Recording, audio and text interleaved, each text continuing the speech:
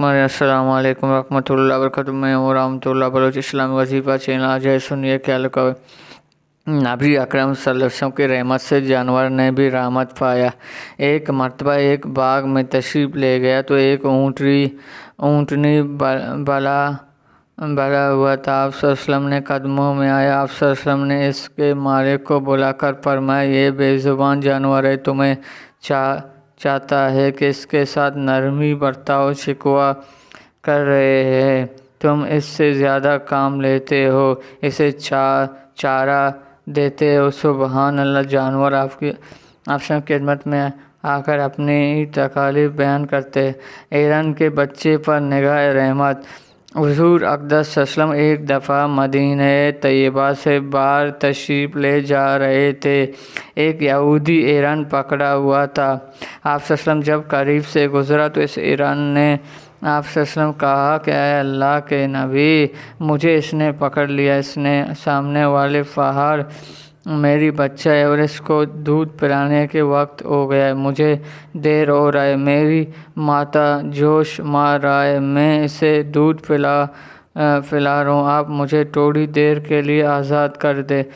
رسول اکرم سے اس بات سنا تو یہودی سے کہا، تھوڑی دیر کے لیے اسے آزاد کر دو، یہ دودھ پیا کر واپس آ جائے گا۔ اس نے کہا، بڑے مشکل سے اسے پکڑا، کیا آپ اس کی ذمہ داری لیتے؟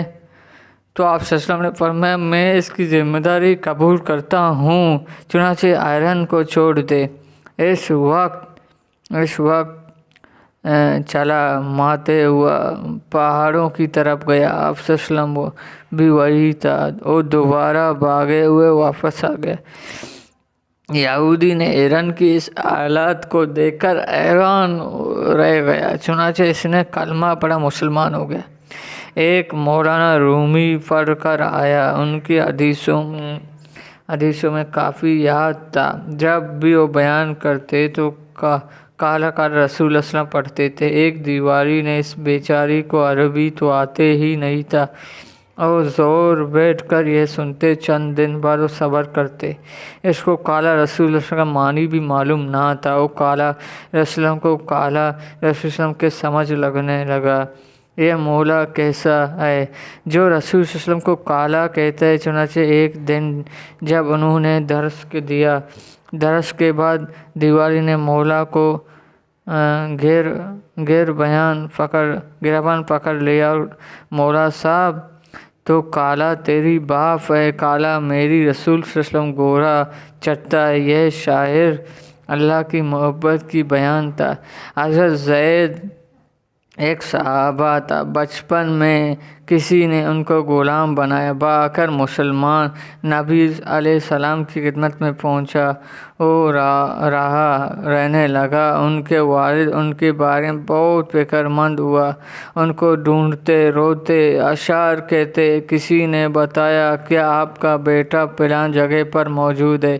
ان کے والد چاچا ان کو لینے کے لیے وہاں پہنچا، انہوں نے زید سے آ کر ملاقات کی، انہوں نے سمجھا کہ میں تیرے لیے ہوں، تمہاری والدہ بھی ادا ایسے اور دوسرے رشتہ دار بھی، اس پر ہم نے تیری خاطر بہت سفر کی، بہت سی مشقت اٹھائے، آپ قسمت سے مل گیا، چنانچہ آپ میری ساتھ چلو۔ چنانچہ اور انہیں بغیر اجازت کے نہیں لے جا سکے، اس لیے ان کو سمجھنے کے لیے بعد نبی خدمت میں حاضر ہوا اور اللہ کے محبوب خدمت میں عرض کرنے لگا، اے قریش کے سردار، آپ بنو ہاشم کے اولاد بڑے کریم لوگ ہیں، آپ مہمان نواز ہیں، لوگوں کے سامنے بھلائی کرنے والے، ہماری بچے آپ کے پاس ہے، آپ اسے ہمارے ساتھ بھیج دو تاکہ ہم سکون زندگی گزاریں۔ نبی اکرم نے ارشاد فرمایا، یہ اختیار زید رضی اللہ عنہ کو دیتا ہوں، اگر یہ آپ کے ساتھ جانا چاہتا ہے تو اسے جانے کی اجازت ہے، اگر یہ میری پاس رہنا چاہتے تو میں زبردستی بھیج نہیں جاتا ہوں۔ جب زید کے ذمہ بات لگائے انہوں نے ایک نظر اپنے والد کے چہرے پر ڈالا، ایک نظر اپنے محبوب سنگ چہرے ڈالا اور اٹھ کر نبی صلی اللہ علیہ وسلم کو گلے مبارک میں آ کر بیٹھ گیا، اور ایک بچے نے باوجود کہنے لگا، اے اللہ کے رسول، نبی میں آپ سے جدائی نہیں ہونا چاہتا ہوں۔ جب وہ نبی صلی اللہ علیہ وسلم گود میں بیٹھ گئے تو آپ صلی اللہ علیہ وسلم کو محبوب بہت خوشی ہوا اور فرمانے لگا، آج سے زید اپنے بیٹے بنا لے۔ سبحان اللہ۔ زید رضی اللہ تعالیٰ اپنے باپ کو گود کی بجائے نبی اکرم کا گود کو پسند کیا۔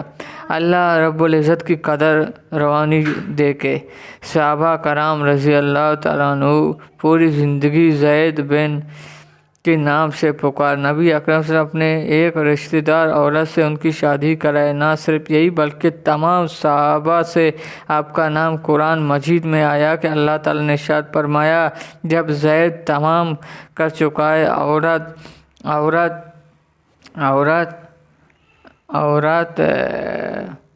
عورت اپنے غرض سے ہم سے تیری نکاح میں دے دیا۔ یہ آپ لوگوں کو کیسے لگا؟ اچھا لگا میرے چینل کو سبسکرائب کرے، لائک کرے، شیئر کرے، بیل آئیکن کی بٹن دبائے۔ ابھی مجھے اجازت دیجیے، اللہ حافظ۔